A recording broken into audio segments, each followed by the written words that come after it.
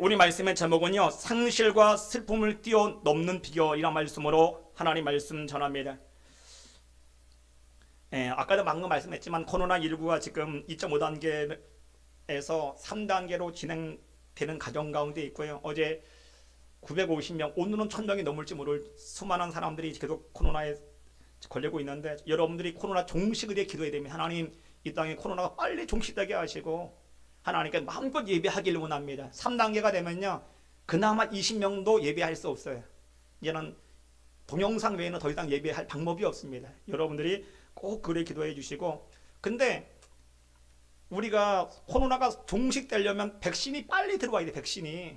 그래서 하나님, 이 나라가 빨리, 이 정부가 백신을 빨리 도입하기 원합니다. 근데 안타까운 사실은요, 지난주에 백신을 도입한 것을 결과를 보고 했는데 뭐 3,400만 개나 다 뻥이, 아직 계약한 건 딱 1,000만 개입니다. 1,000만 개. 아스트라제네카라는 1,000만 개인데 그것도 아직까지 3상 시험이 안 된 겁니다. 미국의 FDR 승인이 나지 않았어요. 그러면 1,000만 개가 우리나라에 들어오려면 FDR 승인도 안 났고 아직 3상 시험도 안 끝난 상태입니다. 그러면 내년 3월달, 4월달 들어와도 접종이 안 돼요. FDR 승인 날라면 적어도 내년 후반기입니다. 그러면 우리나라는 언제 맞냐? 내년 후반기에 접종하겠다는 거 아니겠어요? 미국은 내년 4월만 되면 이제는 코로나 종식됩니다. 이제는 일상을 찾을 수 있는데 우리나라는 언제 일상이 되냐? 내년 2022년 3월달 돼야 가능성이 있어요. 이래 늦게. 왜 그럴까? 제가 고민을 해봤더니 아마 외교의 부실, 외교가 문제가 있어요. 외교가, 그러니까 여러분, 카나다도 멕시코도 인도도 자기 국민보다 120% 이상 다 구했는데 한국만 5천만 인구 중에 1,000만 개도 제대로 못 구했잖아요. 원인이 뭡니까? 그게 너무 안타깝습니다. 참 너무너무 안타깝고요. 그것은 K-방역의 자만 때문에 그런 거 아닐까 생각도 들고요. 또 하나는 정치적 방역을 통해서 대권까지 끌고 가자는 하나의 속셈이 아닌가, 참 안타까운 마음이 들어요. 여러분 정말 이 나라를 위해 기도해야 됩니다. 코로나 종식을 위해 기도할 때 이 나라 정부가 빨리 백신을 들을 수 있도록 여러분이 기도하길 바랍니다. 더 나가서 최고의 백신은 현재는 마스크밖에 없어요. 여러분, 마스크. 그래서 여러분들이 어디 나갈 때는 꼭 마스크를 쓰시고 여러분들이 꼭 다니시기 바라고요. 마스크만 제대로 쓰면 걸리지 않아요. 수원에 있는 어떤 교회도 봤더니 환자 3명이 왔는데 수천 명이 예배 드렸는데 한 명도 안 걸렸어요. 마스크 쓰니까요. 여러분도 마스크만 꼭 쓰면 걸리지 않고, 외부에 나갔다 오시면 반드시 손 소독하시고요. 마스크는 요즘에는요, 한 번 쓰시고 밀폐 공간에서 쓴 마스크는 바로 버리세요. 아깝다고 3번, 4번 쓰지 마시고 지금은 바로 버리는 게 좋습니다. 왜냐하면 워낙에 많은 확진자가 있기 때문에 그냥 한 번 쓰고 바로 버릴 수 있도록 여러분들이 그렇게 한다면 우리는 분명히 건강할 것 같고요. 더불어서 여러분들이 할 수만 있다면 전화로 통화하시고 사람 만나지 마시고, 그리고 만날지라도 절대로 먹거나 마시거나 하지 않으면 안 걸립니다. 여러분들이 혹시 만나도요, 차를 마시거나 음식을 먹지 마시고 여러분들이 여러분의 건강을 잘 관리하시기 바랍니다. 그리고 앞으로 이번 주쯤 되면 3단계가 되면 비대면 예배가 진행되는데, 다시 한번 제가 비대면 예배 주의사항을 알려드릴 겁니다. 아마 오늘도 많은 분들이 비대면 예배를 드리는 상황 속에 있는데요, 어떻게 하면 비대면 예배 가운데 은혜 받을 수 있을까? 제가 6가지를 알려드릴 텐데, 뭐냐 하면, 첫째는 여러분이 비대면 예배를 드려도요, 대면 예배처럼 최소한 여러분들이 예배 시간 11시를 딱 정해놓으면 5분 전부터 기도로 준비해야 됩니다. 준비된 예배를 하나님이 기뻐하실 줄 믿습니다. 그러니까 아벨의 제사 왜 받으셨다고요? 준비된 제사거든요. 그러니까 여러분도 마찬가지로 기도로 준비할 때 그 예배가 살아있는 예배가 되고 생명 있는 예배가 될 줄 믿습니다. 아멘. 두 번째는 뭐냐 하면, 여러분들이 교회에 나와서 예배 드리는 것처럼 동일한 복장으로 예배를 드려야 돼요. 집에서 드릴 때는 잠옷바람으로 드리지 말고 여러분 옷을 갈아입어야 됩니다. 그래야 생각 자체가 달라집니다. 하나님은 그 중심을 보실 줄 믿습니다. 아멘. 그래서 깨끗한 옷을 갈아입고 여러분이 예배 드리시고요. 세 번째는 여러분들이 집에서 예배 드린다 할지라도 찬양이나 구호나 성령 봉독이나 똑같이 따라야 됩니다.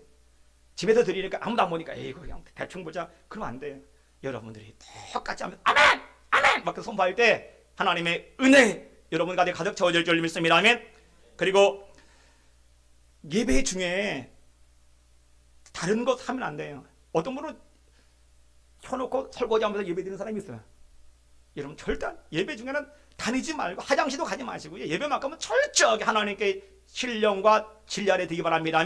그게 너무 중요하더라. 그 다음에 혼자 드리지 마시고, 할 수만 있다면 가족과 함께, 물론 혼자 있는 사람은 방법이 없지만 함께 드릴 때 하나님은 뭐라고요? 예수님 이름으로 2명, 3명이 모인 곳에 함께 한다 말씀했거든요. 그리고 여러분들이 꼭 가족과 함께 드리길 부탁을 드립니다. 그리고 마지막으로 하나 더 한다면, 헌금을 미리 준비하셔서 아이고 뭐 동양사 뭐 계좌로 이체하면 되지, 그게 아니라 여러분들이 다 봉투에 다 올려놓고 하는 예배 드리고요. 끝나고 나면 뭐 그때 계좌 이체로 하든 뭐라 하더라도 똑같이 하세요. 그냥 안 하고 그러면 지나치고 나면 어떻게 돼요?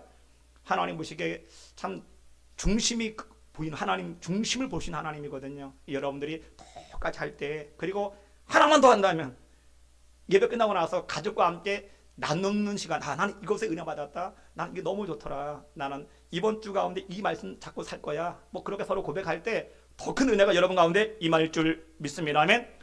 그렇게만 한다면 여러분들이 비대면 예배를 드려도 대면 예배처럼 큰 은혜가 될 줄로 믿습니다.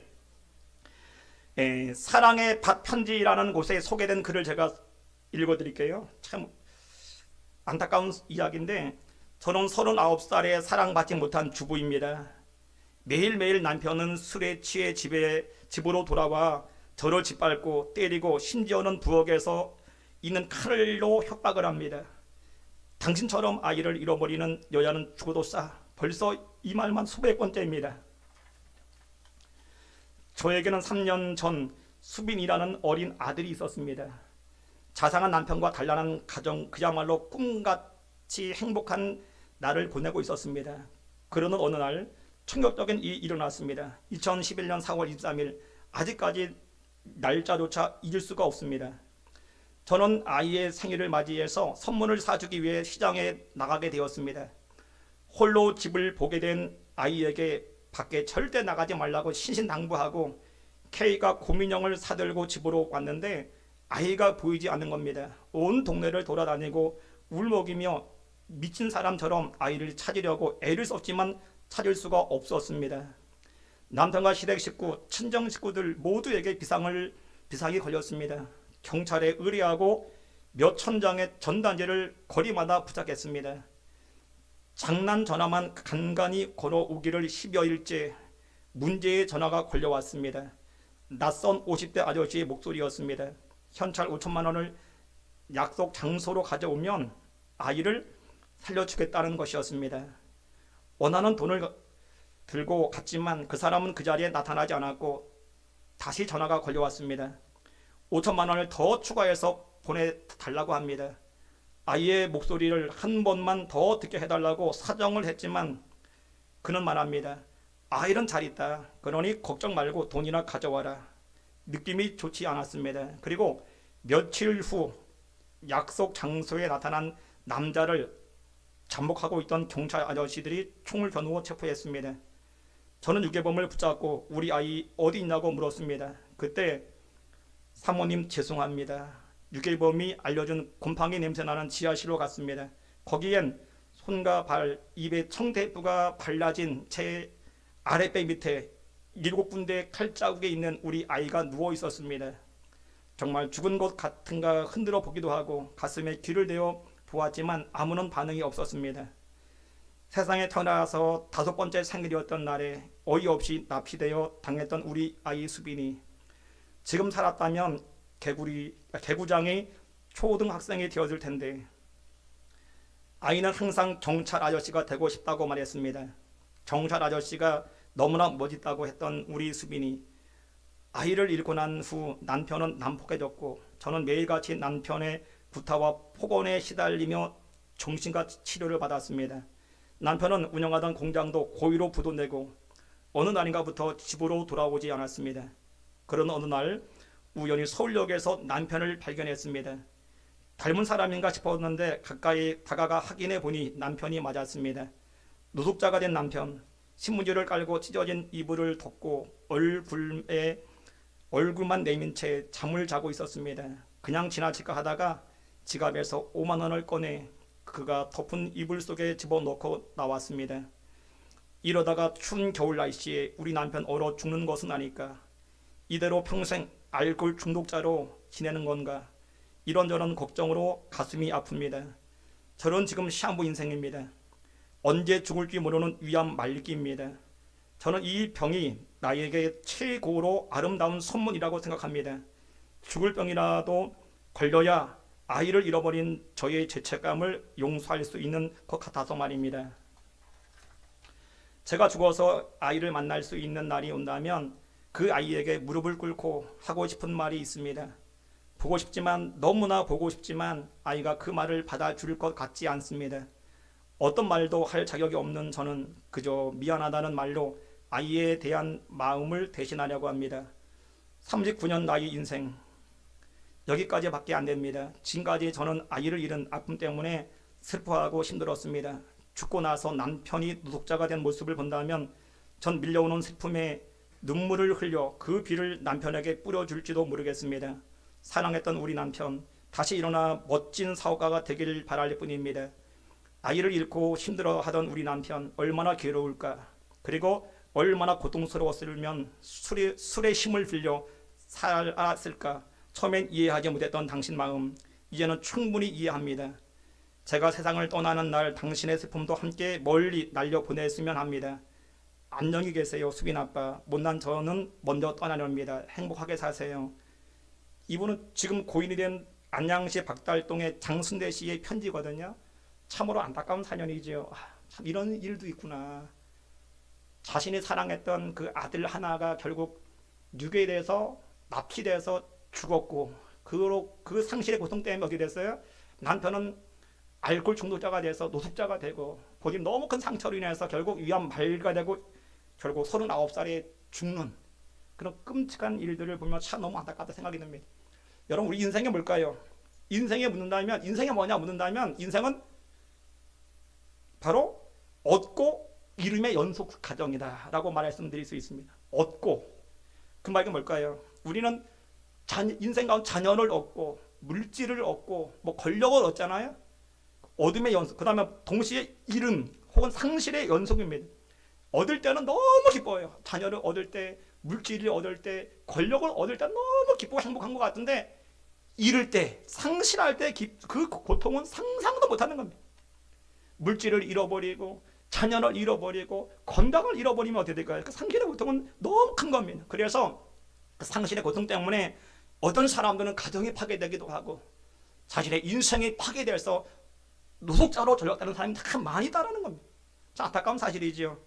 여러분, 어제 뉴스 여러분 봤지요? 김기덕 영화 감독 자신의 한갑을 일주일 앞두고 결국은 코로나19에 감염돼서 결국 사망했다는 사건 뉴스를 접하면서 아마도 마찬가지겠죠. 그 가족들 참 상실의 고통, 아버지 잃은 자녀의 그 상실의 고통들, 더 나가서 남편을 잃은 거죠. 그 아내의 상실의 고통이 얼마나 클까요? 아마 말로 표현할 수 없는 엄청난 고통이 그 가정에 아마 나올 겁니다.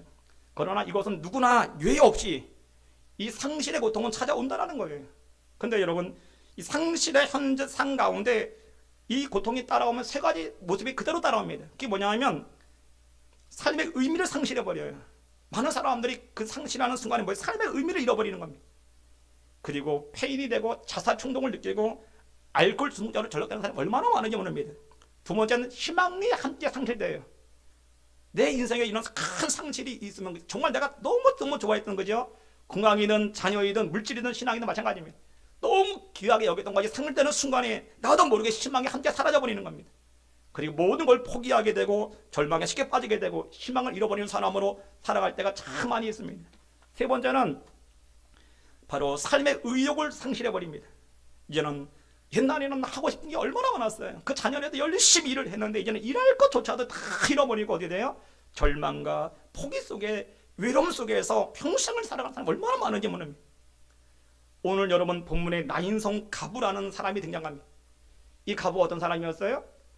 이 가부는 남편을 일찍 떠납니다. 이스라엘에서는요, 고아 가부는 참으로 비참한 존재입니다. 그래서 법적으로 버린 존재 혹은 경제적으로 비참한 존재들 혹은 뭘까요? 사회적으로 버린 존재들이 바로 가부와 고아들입니다. 근데 오늘 나인성이라는 그 지역, 나인성은 어떤 뜻이냐? 나인성은 즐거움, 기쁨이라는 뜻이 있어요. 원래 즐거워야 될 그 성에 오늘 그 사망이 난 그 죽음 앞에 엄청난 고통이, 엄청난 거지, 상실의 고통을 당한 한 여인이 나옵니다. 그런데 이 여인이 있는데 어디 됐다고요? 이 여인이 그 상실의 고통 가운데 자신의 그 아들을 장례를 치르려고 간을 내고 가는데 그 반대편에 예수님의 행렬이 딱 등장하는 겁니다. 이게 반전의 시작입니다.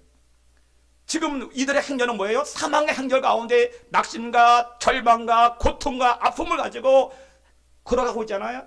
근데 반대편에서는 우리 예수님께서 가버나움에서 백부장의 종을 치료해 주시고 예수님이 나일성으로 오시다가 그곳에서 만나게 되는 겁니다. 그런데 여러분, 놀라운 반전이 시작됩니다.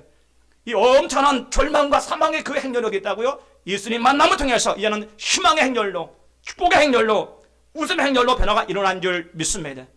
나인성 이름 자체가 어디예요? 기쁨, 즐거움. 나인성 이름의 회복의 역사가 나타난 줄 믿습니다. 오늘 여러분 인생도 마찬가지겠지요. 여러분 인생도 때로는 오늘 가부의 행렬처럼 나도 모르는 사이에 슬픔과 괴로움과 아픔과 정말 그 절망의 행렬에 나도 합류돼서 걸어갈 수 있습니다. 그러나 오늘 여러분 예배 가운데 여러분이 예수님을 만날 수만 있다면 우리는 반전의 역사가 나타날 줄 믿습니다. 지금까지 그 슬픔, 지금까지 절망의 행렬이 이제 축복의 행렬로, 기적의 행렬로, 승리의 행렬로 변화가 나타날 줄 믿습니다. 그럼 오늘 본문 말씀을 통해 다시 한번 상실과 슬픔에 빠져있는 우리가 어떻게 하면 회복될 수 있을까 세 가지 모습으로 알아보길 원합니다. 오늘 11절 말씀을 다시 볼까요?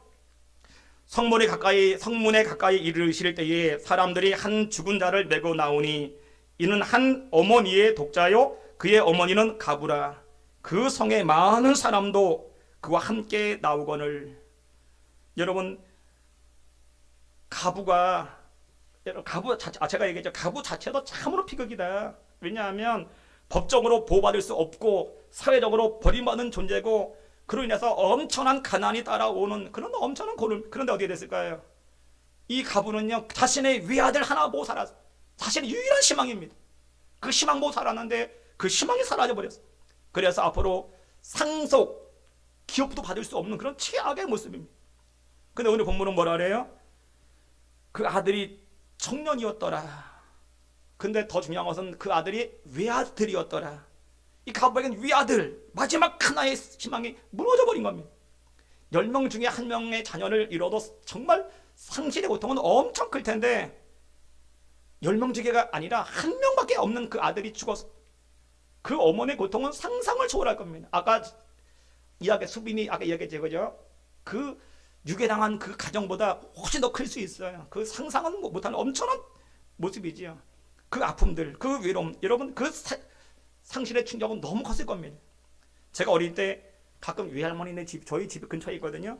자주 놀러 가면 외할머니가 부를 때다가 가끔 우리를 보고 그 얘기를 하는 겁니다. 아마도 우리가 어리니까 아마 할머니가 낳았을 때 나도 내가 애를 낳았는데 많이 아이가 죽었다라는 거예요. 그러면서 어떤 아이는 3살 때 죽었던 그 얘기하면서 평생을 본인이 낳으셨지만 옛날에 많이 죽었잖아요, 자녀들이. 근데 그걸 잊을 수 못하는 거예요. 내가 지금도 수십 년이 지났는데 하면서 그 얘기를 해요. 사실은 우리 어머니 형제는 딸 3, 아들 2, 5남매가 있는데도 불구하고 옛날에 죽은 그 자녀를 잊지 못하더라고. 우리 할머니가 죽은 지가 벌써 몇십 년이 지났는데도 못 잊으면서 부모는 자녀가 죽으면 자신의 가슴에 묻는다. 평생을 잊지 못해. 자녀가 5, 6명 있어도 잊지 못하는 게 부모의 마음인데 오늘 이 가부는 어떻다고요? 1명밖에 없는 자녀 1명 죽었으니 그 상상도 못하는 엄청난 그 고통을 우리에게 말씀해주고 있습니다. 저는 이 가부의 슬픔은 바로 이 땅에 사는 인생들의 비극의 절정적인 부분들을 우리 가운데 대변해주고 있는 모습이 아닌가 생각이 됩니다. 이 땅에는 많은 사람들이 살아갑니다만 누구나 마찬가지입니다. 어느 순간에 어떤 고통이 찾아오면 그 고통 앞에 우리는 그 상실 고통 앞에 너무나 괴로움을 겪을 때가 참 많습니다. 특별히 그 가운데 죽음의 그 상실의 고통은요, 상상을 초월합니다. 죽는 모든 순간에 모든 게 다 잃어버리는 거예요. 이 땅에서 여러분 영원한 것은 없어요. 그래서 우리 믿음의 사람들은 이 땅에선 언젠간 다 상실할 겁니다. 언젠간 여러분이 각 잡았던 거 다 잃어버릴 겁니다. 그러나 우리는 뭐라고요? 저 영원한 천국을 소망하는 이유가 바로 그것 때문에 그렇습니다.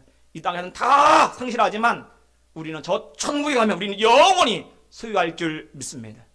천국에서는 절대로 상실의 고통이 없어요. 한 번 주신 것은 영원할 줄 믿습니다. 아멘.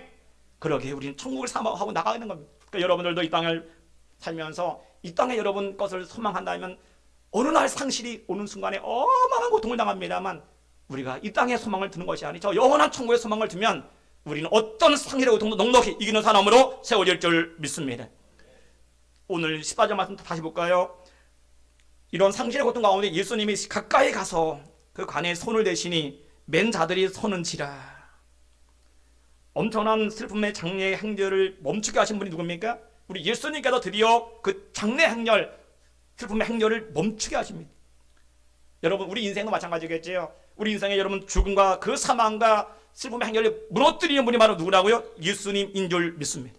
예수님만이 유일하게 사망의 행렬을 멈출 수 있고 죽음의 행렬을 멈추는 분이 말하고 예수님밖에 없는 줄 믿습니다.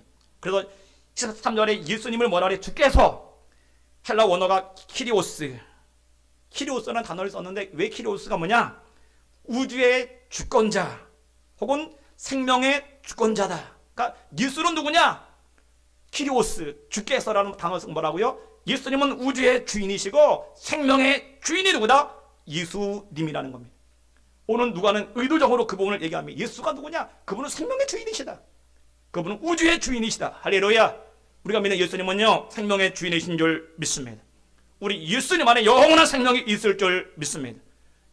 그래서 여러분 우리 예수님 뭐라 그래요? 요한복음 14장 6절에 내가 곧 길이요 진리요 생명이니 나는 말미암지 않은 것은 아버지께로 올 자가 없다 말씀하고 있어요. 그러나 예수님께서는 요한복음을 통해 뭐라 합니까? 나는 생명의 떡이다. 내 살을 먹고 내 피를 마시지 않으면 아버지께로 나갈 수 없다 말씀합니다. 우리 예수님만이 유일한 생명의 떡이고 생명의 유일한 길일 줄 믿습니다. 사도행전 4장 11절도 뭐라 그래요?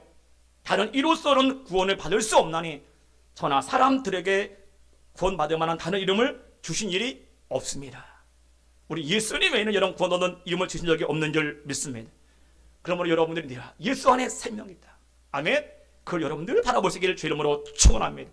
여러분이 복음성가 중에 참 예수 안에 생명이 있는 찬양을 제가 어제 한번 와서 봤더니 참 은혜가 너무 되는 거예요. 은혜가. 그래서 여러분 한번 우리가 함께 동영상을 통해서 한번 우리가 함께 찬양 한번 같이 해보는 35초에 바로 시작돼 같이 한번 찬양합니다.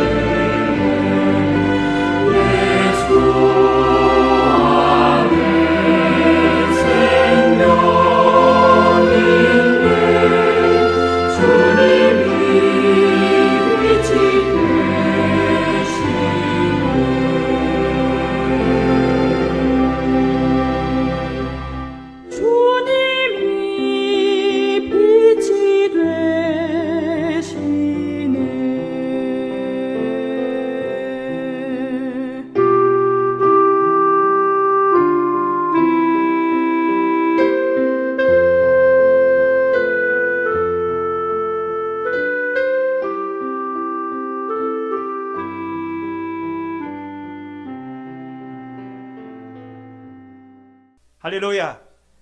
여러분 집에 한번 해보세요. 참 은혜가 돼요. 할수록 예수 안에 생명이 있네. 찬양할 때 참 감동이 옵니다. 여러분 꼭 집에서 많이 해보시기 부탁드리겠고요. 여러분 키리오스, 예수 안에 생명이 있습니다. 왜? 예수님은 우주의 주권자, 생명의 주인이 바로 누구라고요? 예수님인 줄 믿습니다. 그러면 그 예수님께 여러분의 모든 슬픔과 그 아픔의 상실, 그 사망의 모든 것을 맡기시길 주의 이름으로 축원합니다. 주님 반드시 우리 가운데 해결해 주실 줄 믿습니다. 그러면 어떻게 우리가 여러분들이 나의 상실과 슬픔의 고통을 중에 받기는 거의 뭘까요? 주님이 내 인생에 찾아오시면 어떻게 해야 될까요? 오늘 여러분 예수님께서 그 장례 행렬에 어떻게 됐어요? 가시다가 멈추셨습니다. 서졌습니다. 그리고 그곳에 역사하셨잖아요. 그러니까 예수님이 내 인생에 서게 하려면, 멈추게 하려면 조건이 필요합니다. 예수님은 그냥 멈추지 않으시더라고요. 세 가지가 합당할 때 꼭 멈추시더라고요. 여러분 인생에 멈추려면 어떻게 될까요? 그 멈춰야 우리 인생에 반전이 나타날 줄 믿습니다. 그 비밀이 뭐냐? 첫째는 믿음이 있어야 됩니다. 어떤 믿음요? 우리 예수님이 늘 나와 함께하는 믿음이 있을 때 지금 함께 하실 줄 믿습니다. 마태복음 28장 나오지요. 세상 끝날까지 내가 너희와 항상 함께 있으리라. 그리고 뭐라 그래요? 마태복음 18장 20절에 두세 사람으로 내 이름은 모인 곳에 나도 그들 중에 있다고 말씀합니다. 주님이 함께한다는 거예요. 주님이 함께한다. 그럼 하나님 지금 이 시간에도 주님이 함께 하실 줄 믿습니다. 코로나19 팬데믹 상황에서도 3단계 상황에서 우리 주님이 반드시 함께 하실 줄 믿습니다. 함께 하시면 기적은 일어납니다. 함께 하시면 승리는 나타날 줄 믿습니다. 그 여러분 믿을 때 주님이 멈추는 겁니다. 여러분이 믿지 않으면 주님 그냥 지나치면 아무 일도 안 일어나는 겁니다. 주님 믿을 때, 주님이 함께 믿을 때 하나님이 우리 가운데 멈추는 겁니다. 아멘.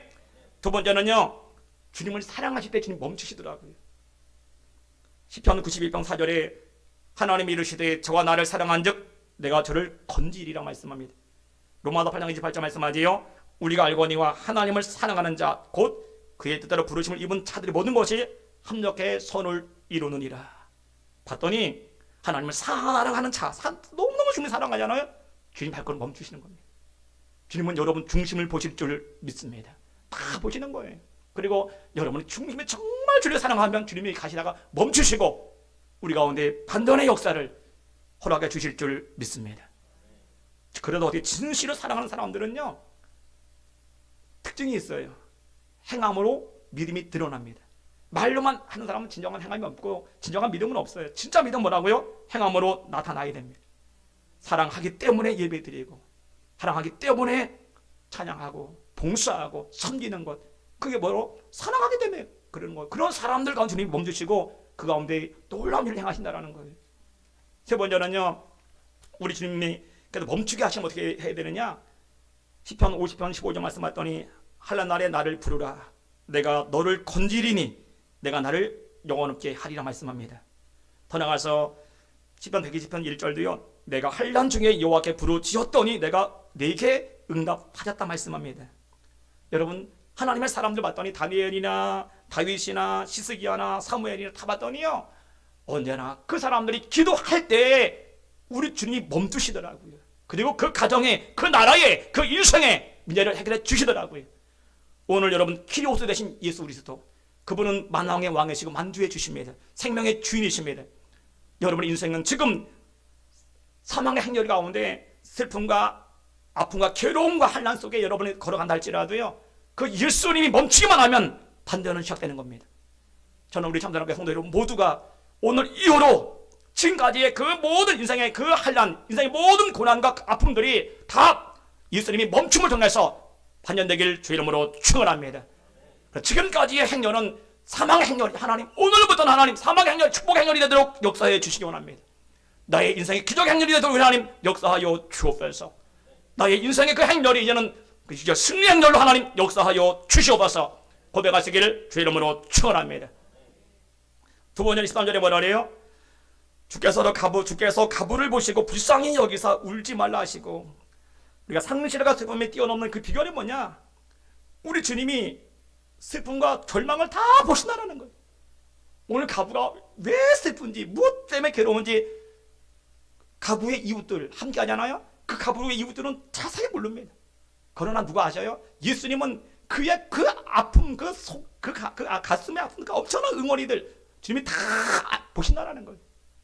오늘 여러분도 마찬가지입니다. 여러분 인생에 사랑에 말할 수 없는, 다른 사람이 말할 수 없는 엄청난 가슴의 응원이들, 그 아픔들 주님이 다 보실 줄 믿습니다.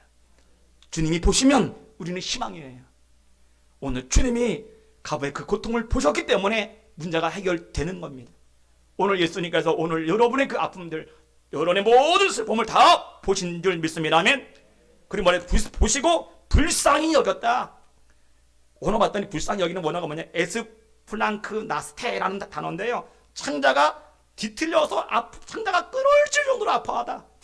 우리 예수님이 가부의 고통을 보시고요, 힘들겠네, 아이고 힘들지, 그 정도가 아니라 가부와 똑같이 그 아픔을 공유했다. 창자가 끊어질 정도로 너무너무 괴로웠다는 거. 오늘 마찬가지겠지요. 여러분의 고통을 보신 예수님 그냥 지나치지 않으셔요.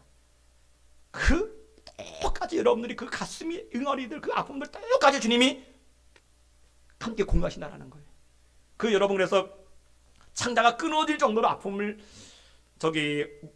고사성어에 봤더니 단장이라는 단어, 단장, 끈을 딴 창자장이라는 고사성어인데요, 이 고사성어 보면 그게 있는데, 진나라 때 하는이라는 장수가 있었습니다. 그 장수가 총나라를 치기 위해서 여러 척의 배를 이끌고 양쯔강 중류를 지나서 협곡이라 삼협이라는 협곡을 지나서 스촨성과 후베이성 경계인 가장 험한 지역을 지나가게 됩니다.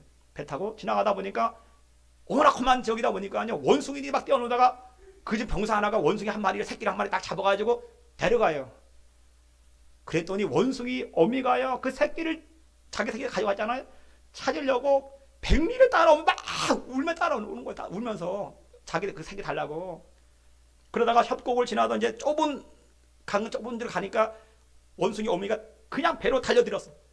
자기 새끼 구하려고. 그런데 달려들고 뛰어들자마자 그만 어미가 죽어버리는 겁니다. 깜짝 놀랐어. 아니, 당연히 가서 새끼를 구해야 되는데 배까지 뛰어내렸는데 그냥 때리다 바로 직사납니다. 왜 그랬을까? 배를 찢어봤더니요, 세상에 창자가 다 끊어져 있는 거예요. 창자가. 자기 새끼가 끌려가니까 너무 괴로우니까 막 가면서 백리를 따라오면서 막 얼마나 괴로웠으면 뛰어들었는데 창자가 다 끊어져서 결국 죽었더라는 거예요. 그것을 하는 장군에게 얘기했더니 하는 장군이 새끼 원숭이 잡은 그 병사를 매를 때리고 쫓아버리고요, 그 원숭이는 살려줍니다. 그래서 단장이란 바로 고사성어가 생겼는데, 원숭이 어미가 새끼를 생각하면 너무 아파서 창자가 토막토막 잘라질 전 고통, 그게 단장이란 단어입니다. 여러분, 우리 예수님 마찬가지 아닐까요?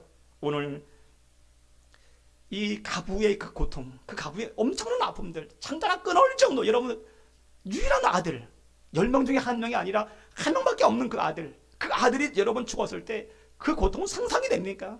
창자가 끊어질 정도로 너무너무 괴로워하는 그 고통. 근데 우리 예수님이 똑같이 그 고통을 당하신다라는 거예요. 할렐루야. 여러분, 그 고통은 누구도 여러분 얘기할 수 없어. 주님이 보신다라는 거거든요. 그래서 여러분, 예레미야 애가 3장 22절에는요, 여호와의 자비와 긍휼이 무궁하심으로 우리는 진멸되지 아니함이니이다. 우리 하나님은 우리 성도들이 고통당하는 거 원하지 않으셔요. 언제나 우리가 고통당할 때 위로해 주시고 새 힘을 주시고 새 능력을 주실 줄 믿습니다. 세상 사람들은요, 우리를 위로한다고 하지만 세상 사람들은 위로는 한계가 있더라고요. 여러분 잘 알지요? 욥의 친구가 찾아와서 욥을 위로해 준다고 하는데, 봤더니 소발이나 엘리바스나 빌닷이나 그런 사람들이 보면 뭐예요? 위로가 아니라 다 정죄만 합니다. 너 죄 때문에 그래, 너 죄 때문에 그래. 그러나 우리 예수님은 아니라니까요.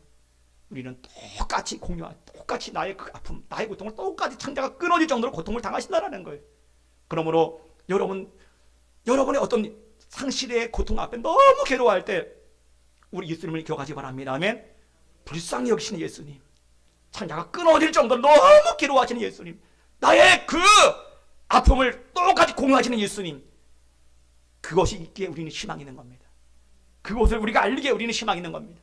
우리는 어떤 고통에서도 일어날 수 있는 힘이 뭐라고요? 희망이 뭐라고요? 예수님이 나의 고통을 아신다라는 거예요. 나의 고통을 보신다라는 겁니다. 나의 고통을 동일하게 공유하신다라는 겁니다. 아멘. 그러기에 우리는 희망이 있는 겁니다. 오늘 여러분들 안에 코로나19로 인해서 때로는 사업이 힘들고 물질이 어렵고 너무 그것 때문에 너무 고통당해서 마치 찬자가 끊어질 정도로 너무 어려움 당하는 사람들이 있을 수 있어요. 혼 자녀의 문제로, 건강의 문제로, 인생의 문제로 인해서 너무나 고통당하는 사람들이 있을 수 있습니다. 많은 사람들 이 고통 아무도 몰라. 나밖에 몰라. 아무도 몰라. 남편도 모르고 자식도 몰라. 그럼 누가 하신다고요? 우리 예수님은 아십니다. 그리고 우리 예수님께서 반드시 똑같은 고통을 당하시고 계시고 똑같은 뭐라고요? 아픔을 당하시고 계시고 공유하고 계시고 반드시 가운데 회복시켜 주실 줄 믿습니다. 그러므로 여러분 오늘 여러분의 모든 고통을 우리 예수님께 맡기시기를 제 이름으로 축원합니다. 맡길 때 주님이 해결해 주시고 맡길 때 주님이 똑같이 아픔을 통해서 우리의 희망의 길로 열어주실 줄 믿습니다. 마지막 세 번째 받은 14절에 여러분 드디어 예수님께서 이르시되 내가 네게 말하노니 일어나라 하시매 오늘 예수님께서 그 불쌍히 하게 똑같은 아픔을 당하신 예수님이 뭐라 그래요? 드디어 예수 말씀하 청년아 일어나라 말씀하십니다. 그러자 15절에 죽었던 자가 일어나 앉고 말도 하거늘 봤더니 예수님께서 불쌍히 여겨서 일어나라 청년아 했더니 청년이 벌떡 일어나서 살아나서 말도 하고 똑같은 하나님 놀라운 기적이 일어납니다. 여러분 마찬가지겠지요. 우리 예수님께서는 병자나 죽은 자를 살릴 때 뭐라 그래요? 동일한 표현을 씁니다. 일어나라 라는 동일한 표현을 써요. 오늘 회당장의 딸을 살 때 여러분 마가복음 5장 41절 말씀하더니 그 아이가 손을 잡고 이르되 달리다 굼마치니 번역하면 곧 내가 네게 말하노니 소녀야 일어나라 하십니다. 소녀가 곧 일어나 걸으니 그러니까 예수님께서 야이루의 딸이 죽었잖아요. 근데 어떻게 살렸다고요? 달리다 쿰 소녀야 내가 네게 말하노니 일어나라. 죽었던 아이가 마치 잠에서 깨어나 벌떡 일어나서 정상이 되는 역사가 일어납니다.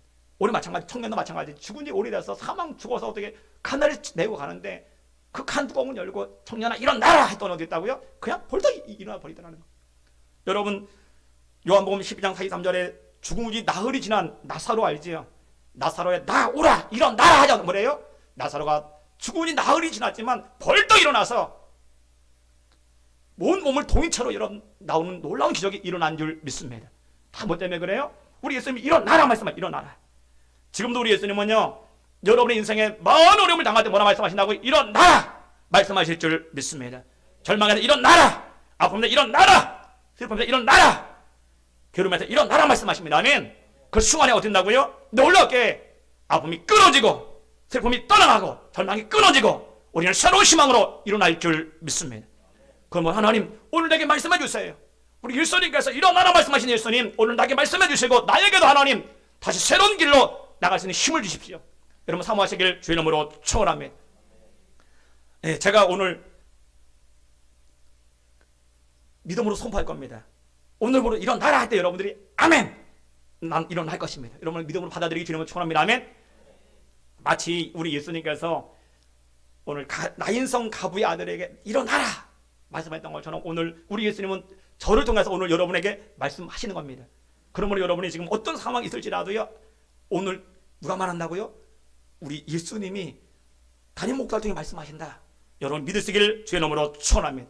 그리고 이런 날이라 결단하시기 주의 이름으로 축원합니다. 아멘. 그럼 우리 다 일어나게 될 것입니다. 네, 제가 이제 선포할 것입니다. 오늘 예수님의 선포라 일어나라 선포잖아요. 그 선포가 능력이 있는 겁니다. 아멘. 오늘 여러분이 선포할 때 하나님 나도 일어납니다. 그래서 하나님의 역사를 이루기 원합니다. 여러분 다 소망하기 바랍니다. 아멘. 오늘 내가 나서는 예수를 명하노니 슬픔은 떠나갈지어다. 그리고 오늘부로 기쁨과 성령으로 충만하게 일어나있지어다. 분명히 슬픔은 끊어질 겁니다. 이제 여러분 성령으로 기쁨이 다시 일어나는 역사가 나타날 줄 믿습니다. 오늘 예수 이름으로 괴로움은 끊어질지어다. 그리고 하나님 그 대신 좋은 일들이 예수 이름으로 일어나있지어다. 일어날 겁니다. 아멘. 세 번째 주 예수 이름으로 한량과 고난은 다 끊어지고 그 대신 평안과 행복이 여러 모든 가정이 일어나길 주 이름으로 축원합니다. 일어납니다. 기적이 일어납니다. 아멘. 그리고 오늘 또 예수 이름으로 저주와 하나는 다 끊어지고 하나님의 축복과 하나님의 놀라운 부유가 우리 모든 가정에 임할지어다. 임한 줄 믿습니다. 그래서 다음 주에는 우리 세상 사람들은 코로나로 인해서 여러분 다 죽을 상황 3단계면 어떻게 돼요? 나라가 정지되고 전이 상태가 되고 모든 게 다 멈춥니다. 그러나 여러분 주님이 일어나게 하시면 우리의 가정, 우리의 사업장, 우리의 자녀들은 다 일어나게 될 것입니다. 오히려 더 놀라운 기적이 일어날 것입니다. 아멘. 하나님, 남들은 망하고 쓰러지고 절망의 소식이 들려지지만 주님이 말씀하시면 일어납니다. 일어납니다. 일어납니다. 아멘. 그것이 이런 모든 고백이 되길 주의 이름으로 축원합니다. 그래서 여러분 기대하세요. 하나님, 내일부터는 어떤 좋은 일이 일어날까? 아마 일어날 겁니다. 아멘.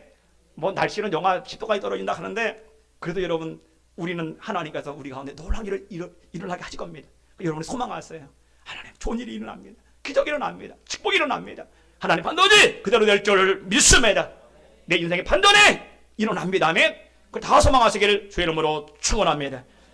오늘 말씀의 결론입니다. 우리 인생은요, 슬픔과 절망, 그죠? 나도 모르는 사이에 내가 그런 길에 그런 행렬에 따라갈 수 있어요. 나도 어느 순간에 절망의 행렬에, 슬픔의 행렬에, 사망 행렬에 걸어갈 수 있습니다. 그러나 우리 예수 그리스도를 만나 있는 순간에 우리는 뭐라고요? 그 절망의 행렬이, 슬픔의 행렬이 축복의 행렬로, 승리의 행렬로 변화가 나타날 줄 믿습니다. 그러므로 하나님, 오늘부로 예수님 만남으로 내가 인생의 변화가 일어나길 원합니다. 소망하세요. 그러기 위해서 어떻게 된다고요? 주님이 우리 안에 앞에 멈춰야 돼. 주님이 멈추지 않으면 여러분 그 행렬은 지속될 수밖에 없어요. 여러분 인생의 가난의 행렬이다. 끊을 수가 없어요. 나도 어느 사이에 그 행렬에 속해 있거든요. 끊어야 됩니다. 누가 끊어요? 예수님 안에 끊을 수 있습니다. 그런데 끊는 비결은 간단해요. 예수님 멈춰야 되는데 어떻게 멈출 수 있다고요? 아까 말씀했죠. 지금 예수 그리스도 함께함을 믿으십시오. 지금 이 시간도 이 순간에도 주님이 나와 함께 하실 줄 믿습니다. 믿을 때 주님이 멈춘다니까요. 언제 멈춘다 그랬어요? 주님을 사랑할 때. 사랑하면 주님 멈출 줄 믿습니다. 돌아가 뭐 할 때? 기도할 때 멈춰요. 기도할 때. 세 가지가 되면 우리 안에 모든 문제가 해결될 것입니다. 하나님 놀라운 기적이 내 삶 속에 나타날 줄 믿습니다. 그리고 멈추신 예수님께서 그냥 멈추신 게 아니에요. 뭐 때문에 멈춰요? 같이 불쌍히 여기는 마음, 창자가 끊어질 정도로 똑같은 여러분의 아픔을 똑같이 공유하신다. 그리고 우리에게 희망을 주신다라는 거예요. 오늘 여러분 당하는 고통들 여러분 혼자 당하는 게 아니에요. 우리 예수님이 보셨고 우리 예수님이 아시고 우리 예수님이 똑같이 여러분과 동일하게 고통을 당하실 줄 믿습니다. 그러기 우리는 희망이 있는 겁니다. 주님이 당하시기에 주님이 끊으실 줄 믿습니다. 주님이 보셨기에 주님이 막으실 줄 믿습니다. 마지막 세 번째 뭐라고요? 불쌍히 여긴 예수님 드디어 선포하십니다. 일어나라! 선포하시는 일어나라!